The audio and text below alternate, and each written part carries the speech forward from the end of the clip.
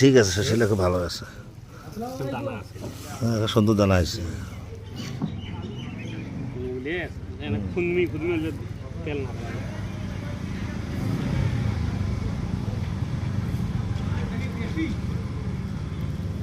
দেশি সরষে, দেশি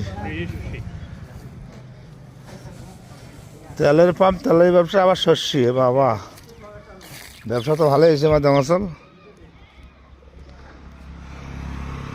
আনুর বাজার তেল পাম্প এবং পাশাপাশি শস্যের ব্যবসা।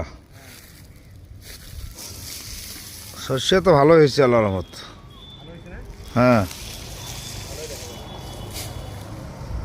এইরকম আবাদ করলে পাইছে উঠবে, লস হবার না। আর আলু গালে তাকে মরা লাগবে এবার, আলু আর মরছে এবার তামাক। না ঠিক আছে। কতটা মাটি আবাদ করছে তোমরা? কতটা মাটি? 18 শতক না? ঠিক আছে, ঠিক আছে, ধন্যবাদ।